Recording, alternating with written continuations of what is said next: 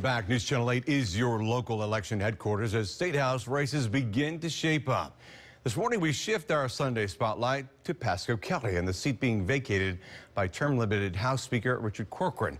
Joining me now is Republican and Land O'Lakes business owner Ardian Zika, who wants that seat in District 37. Ardian, thanks for joining us here this morning. Thanks for having me. Yeah, glad to be here. We appreciate you being here this morning.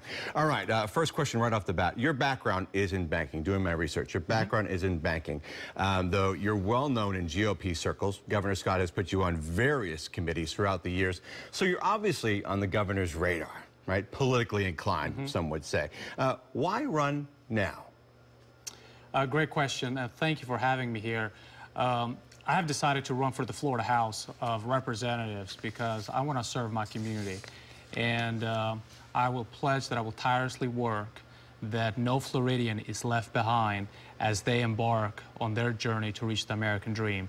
I am living the American dream. I'm a product of America's exceptionalism, and I look forward to serve my district in the state of Florida in Tallahassee. And we should point out, since you brought up the whole concept of the American dream, you were born in Yugoslavia, right? Yes. And you came here at the age of?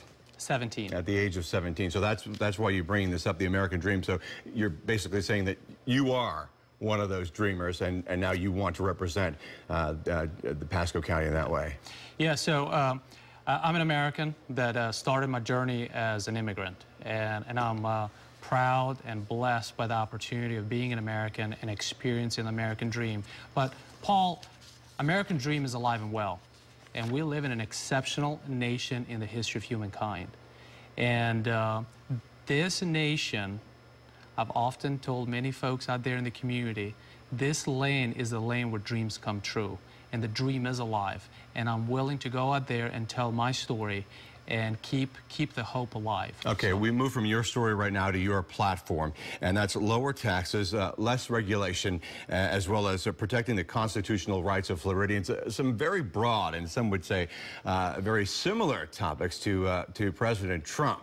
So I'm wondering, what regulations do you want scaled back that you believe would directly help the people you want to represent in Pasco County? So the economic policy that we need in this state is an economic policy that purely focuses on creating an economic upward mobility. And the way we widen the bridge to reach the American dream is through an economic policy that focuses on employee prosperity and employee prosperity. This is the way that we widen the bridge to reach the American dream, and we widen and grow the tax base at a local, at a state level. And you're prepared to do this? You have plans in the works to go ahead and do that? Well, I will work tirelessly with my friends in Tallahassee in the state. And you certainly have a lot of them. Am I correct in saying that? Well, I mean, I look forward to work with the state legislature, if I'm given the opportunity to serve, to really focus on what do we do to widen the bridge to reach the American dream. And the way we do that through an economic policy that focuses on upward economic mobility. So because when you look at the median household income, the top 25 metro markets, Tampa Bay is around $49,000 according to the U.S. Census Bureau. We're at the bottom. And what do we do to improve the wages? All right. Well, let's talk about improvement, and let's talk about education right now. Speaker Corcoran, along with the legislature, some of them have come under fire for the state's education budget. A new law diverting the millions from public schools to charter schools, I believe it was $100 million. Someone would say it was a backdoor bill that was passed into law right after, or right at the end of the session. It's something that both the governor and the speaker signed, and that is highly unusual. What is your standing as far as when it comes to education, as far as your campaign would go? Paul, when I came to the shores of this nation, I attended a public high school in Reston, Louisiana, and it was a public high school teacher, an English teacher, that believed in me at the age of 17. They said, Ardian, you will learn the language. So I'm a product of America's public schools. More importantly, I will support an education policy that advances our economic interests.